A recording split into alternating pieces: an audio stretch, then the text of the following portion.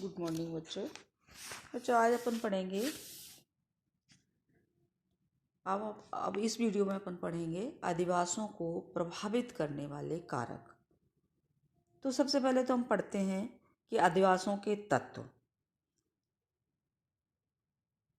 आदिवासियों के स्वरूप में हमें निरंतर परिवर्तन होता दिखाई देता रहता है।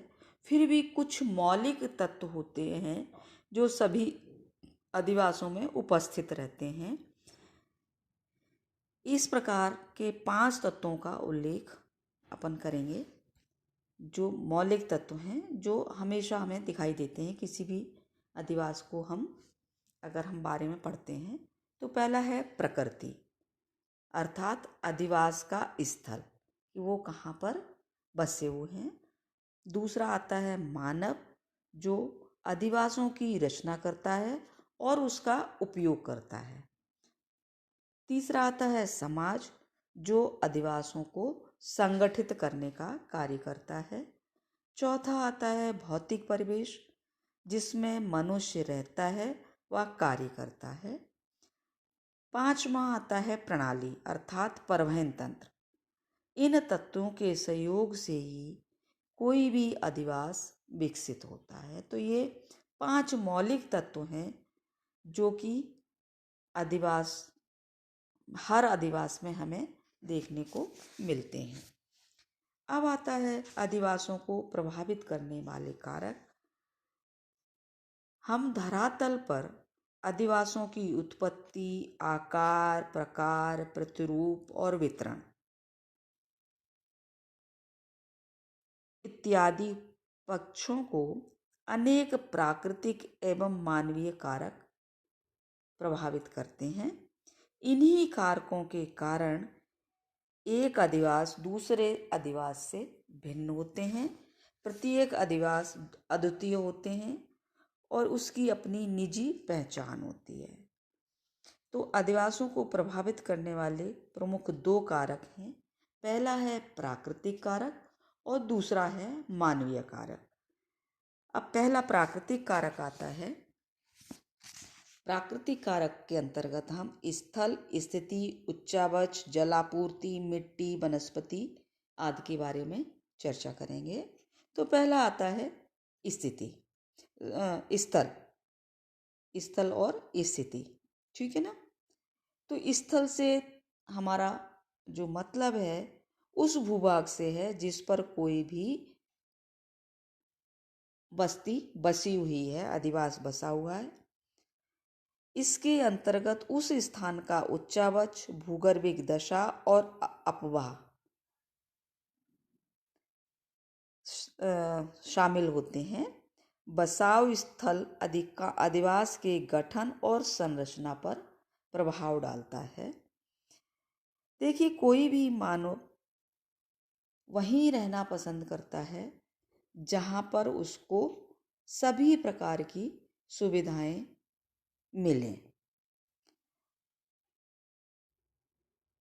आदिवास की जो प्रारंभिक अवस्था में स्थल का प्रभाव सर्वाधिक पड़ता है।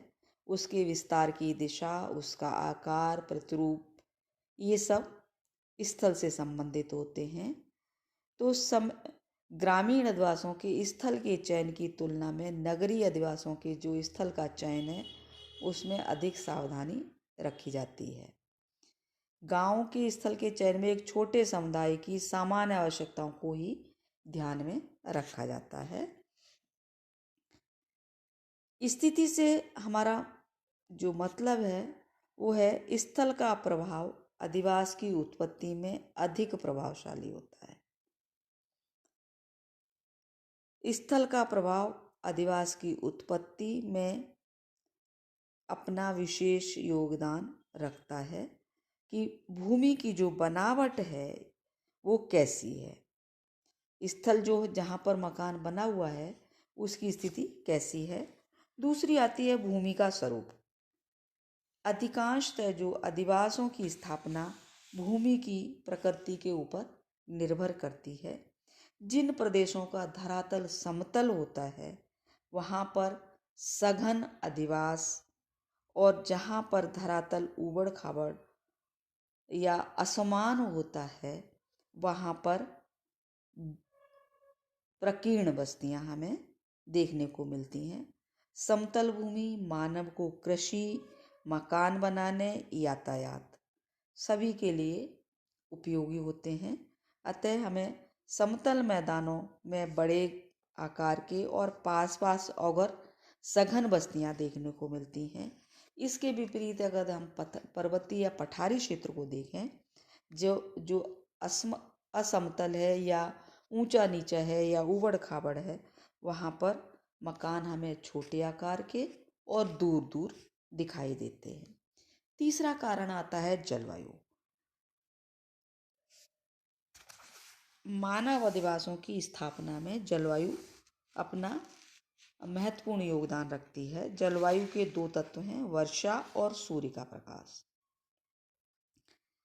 तो अधिक वर्षा के क्षेत्रों में बाढ़ जहाँ आती है या दलदल है या सघन वनस्पति जिन क्षेत्रों में है, वहाँ मकानों का हमें झुंड नहीं देखने को मिलता है, वहाँ पर हमें बिखरी बस्तियाँ देखने को मिलती हैं।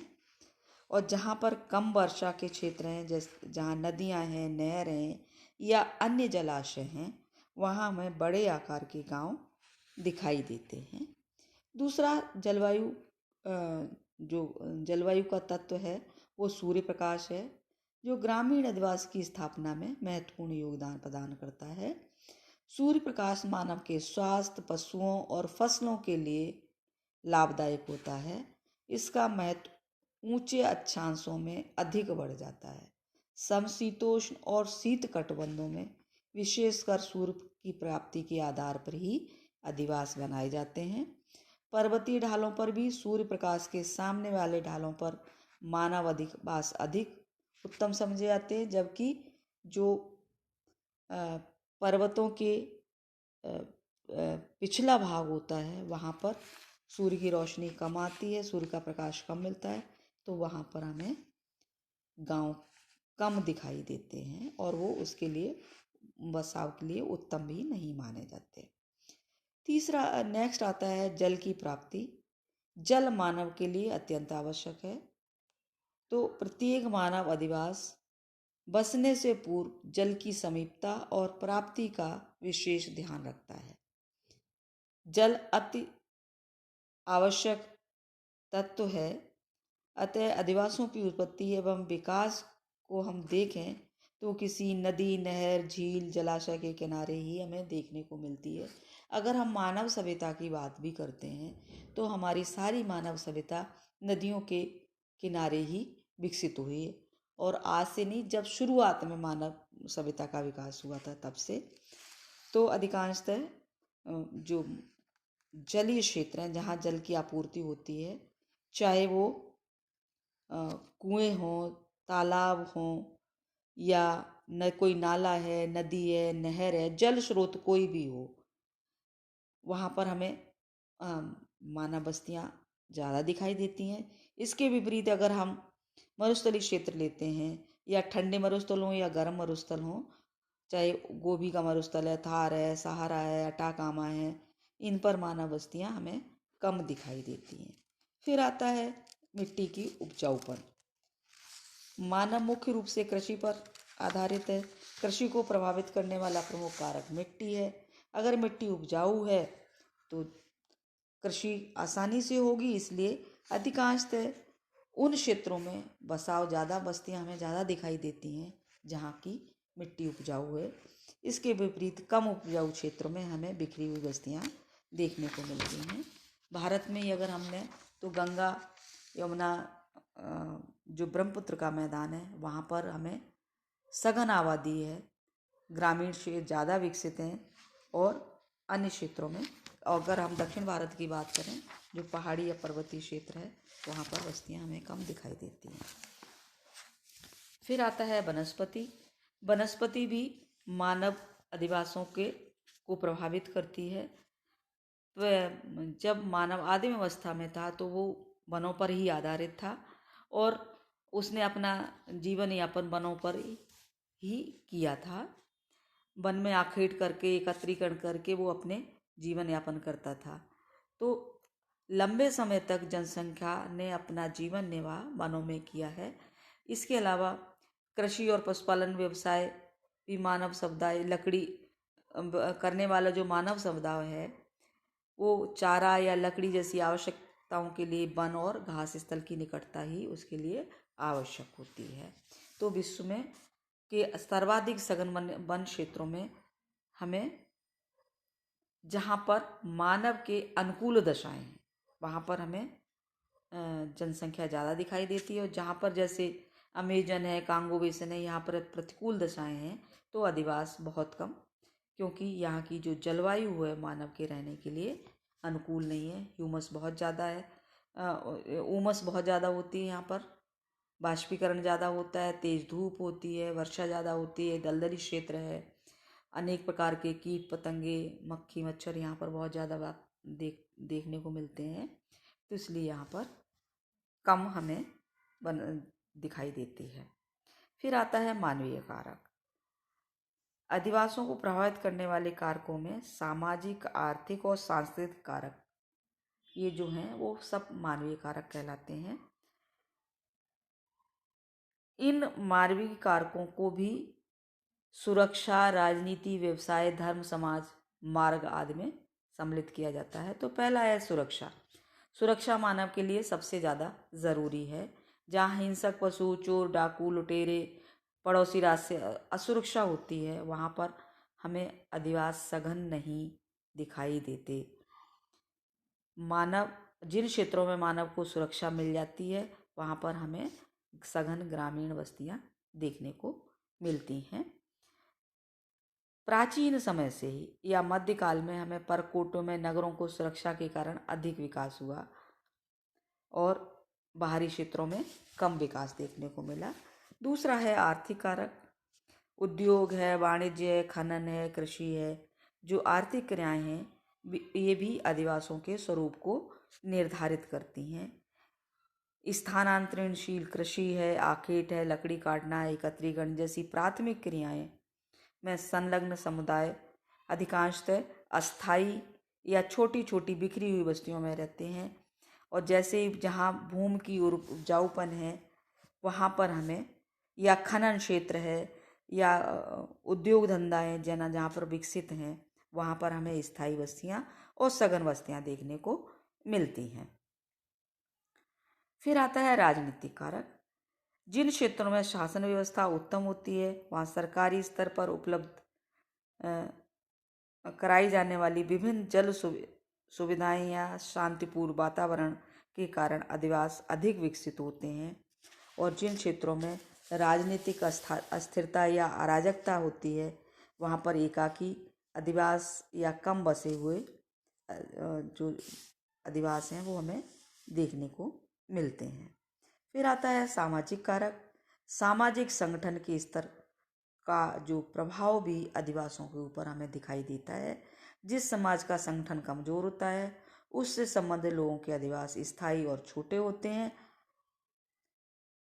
उदाहरण के लिए अगर हम देखें तो हम विश्व में जो विभिन्न भागों में निवास करने वाली जनजातियों के अधिवास इसका उदाहरण है। जैसे एस्किमो हैं, स्कैंडिनेवियन क्षेत्रों में रहते हैं ये, क्योंकि इनके जो संगठन है वो उतना मजबूत नहीं है। जबकि जिन क्षेत्रों में समाज का संगठन मजबूत होता है वहाँ पर हमें सघन आवास देखने को मिलते हैं। फिर आता है धार्मिक और सांस्कृतिक कारक। मानव की धार्मिक और सांस्कृतिक मान्यताओं का प्रभाव भी हमें अधिवासों पर स्पष्ट रूप से दिखाई देता है।